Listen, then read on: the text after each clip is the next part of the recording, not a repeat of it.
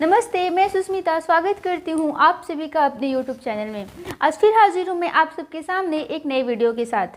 पिछली वीडियो में हमने वाक्य के बारे में जाना था, इसके साथ शब्द और पद के बारे में तथा वाक्यांश के बारे में जाना था। आज की वीडियो में हम वाक्य खंड के बारे में जानेंगे, वाक्य कितने प्रकार के होते हैं इसके बारे में जानेंगे। वीडियो शुरू करने से पहले मेरी आपसे रिक्वेस्ट है कि कृपया आप अगर हमारे चैनल पर नए हैं तो चैनल को सब्सक्राइब करना न भूलें। साथ ही साथ अगर वीडियो अच्छी लगती है तो इसे लाइक एंड सब्सक्राइब अवश्य करें।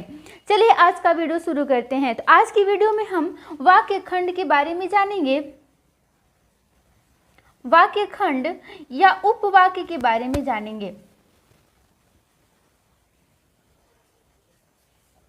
आज की वीडियो का हमारा टॉपिक वाक्य खंड या उपवाक्य होगा।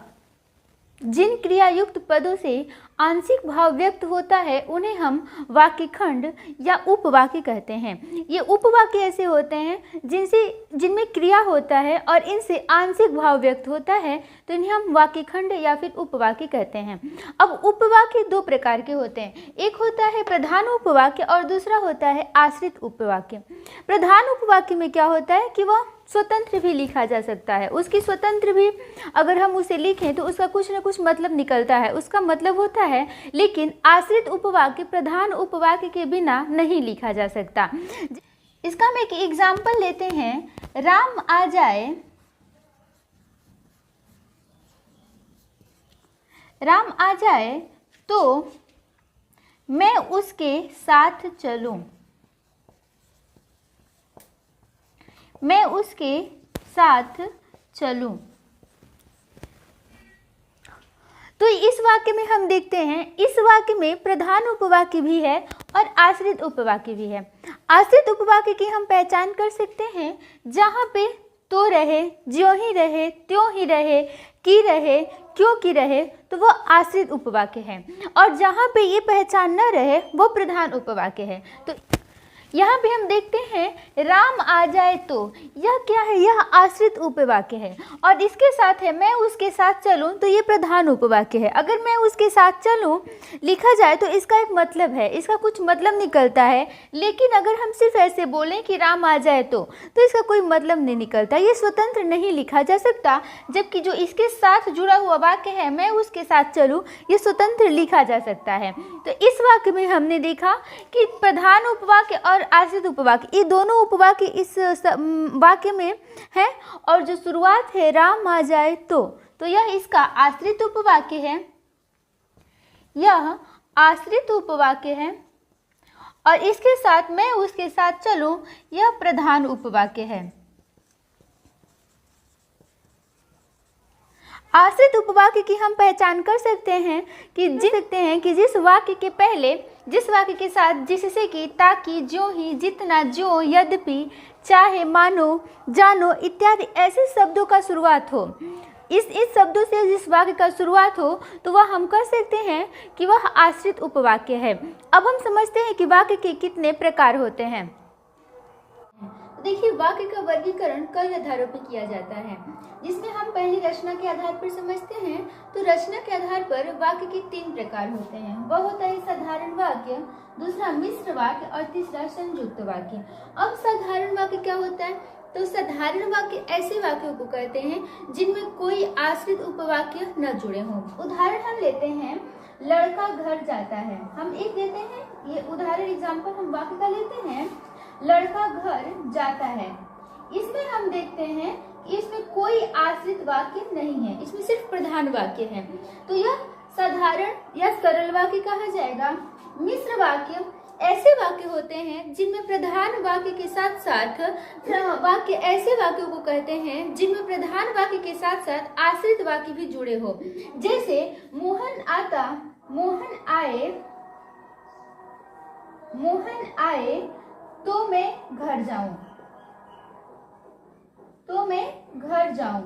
ऐसे वाक्यों को मिश्र वाक्य कहते हैं, क्योंकि इनमें आश्रित वाक्य भी है और प्रधान वाक्य भी है। तो ऐसे वाक्यों को मिश्र वाक्य कहा जाएगा। तीसरा होता है संयुक्त वाक्य। तो संयुक्त वाक्य ऐसे वाक्यों को कहते हैं जिनमें प्रधान वाक्य और आश्रित वाक्य, ये दोनों वाक्य एक दूसरे से अव्यय के साथ जुड़े हों। मतलब इन दोनों के बीच जब हम प्रधान वाक्य और आश्रित वाक्य लिखते हैं तो उनमें इन दोनों के बीच अव्यय होना चाहिए। जैसे उदाहरण हम लेते हैं बादल घिरा, इसका हम उदाहरण लेते हैं बादल घिरा और मयूर नाचने लगे। बादल घिरा और मयूर नाचने लगे। यहाँ पे हम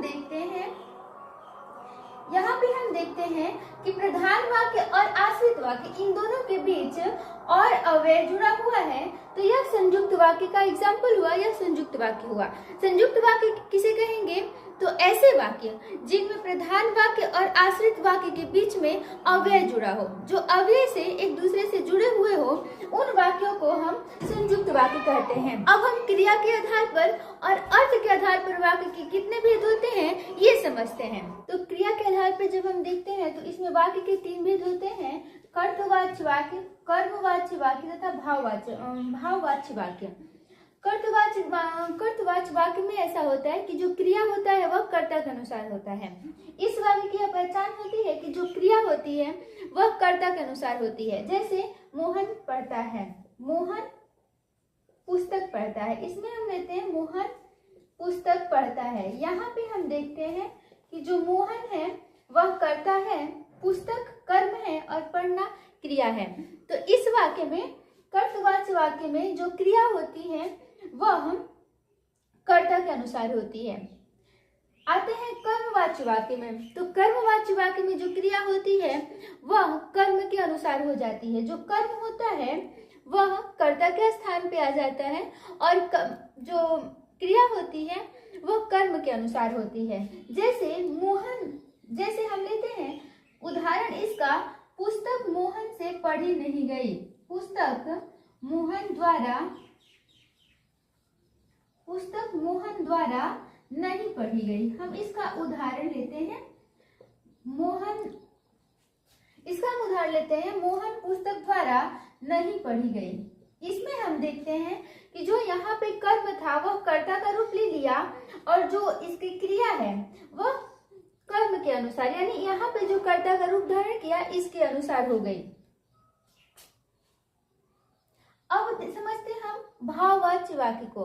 तो यह आक्रामक क्रिया के वाक्य का ऐसा रूप होता है। भाववाच्य वाक्य को हम समझते हैं कि जिस वाक्य में कर्ता करण कारक में हो तथा क्रिया जो होती है वह कर्म और कर्ता दोनों से स्वतंत्र हो। इसका उदाहरण हम ले सकते हैं, मुझसे बैठा नहीं जाता। मुझसे बैठा नहीं जाता। यहाँ पे हम देखते हैं भाववाच्य वाक्य में हम देखते हैं कि जो क्रिया होता है, जो कर्ता होता है वह करण कारक में होता है तथा जो क्रिया होती है वह कर्ता से भी और कर्म से भी दोनों से स्वतंत्र होती है। तो यह क्रिया के आधार पर वाक्य के भेद हुए। अब हम अर्थ के आधार पर वाक्य के कितने वर्गीकरण किए गए हैं यह समझते हैं। तो हम अर्थ के आधार पर देखते हैं कि वाक्य के 8 भेद होते हैं। वह होता है विधिवाचक, निषेधवाचक, आज्ञावाचक, प्रश्नवाचक, विस्मयादिबोधक, इच्छावाचक, संदेहवाचक तथा संकेतवाचक। विधिवाचक को हम समझते हैं कि जिस वाक्य से किसी बात के होने का ज्ञान हो उसे विधिवाचक कहेंगे। निषेधवाचक, जिस वाक्य से किसी कार्य के न होने का बोध हो वह निषेधवाचक है। आज्ञावाचक, ऐसे वाक्य को कहेंगे जिस वाक्य से किसी आज्ञा या फिर अनुरोध का बोध हो तो उसे हम आज्ञावाचक कहेंगे। प्रश्नवाचक वाक्य, ऐसे वाक्य को कहेंगे जिससे प्रश्न पूछा जाए। ऐसे ही जिससे विस्मय, हर्ष और घृणा का भाव प्रकट हो वह विस्मयादिबोधक कहे जाएंगे। जिससे इच्छा का भाव प्रकट हो वह इच्छावाचक वाक्य कहे जाएंगे। ठीक वैसे ही जिससे संदेह, जैसा कि नाम से ही पता चल रहा है, जिससे संदेह या शर्त का भाव प्रकट हो वह संदेहवाचक वाक्य है। और जिससे संकेत का भाव प्रकट हो वह संकेतवाचक वाक्य कहे जाएंगे। आज की वीडियो के लिए इतना ही। आशा है वीडियो अच्छी लगी होगी। अगर वीडियो अच्छी लगे तो इसे लाइक एंड शेयर अवश्य करें। साथ ही साथ चैनल पर नए हैं तो सब्सक्राइब करना ना भूलें। बेल आइकन को जरूर प्रेस करें ताकि वीडियो का नोटिफिकेशन आप तक पहुंच सके।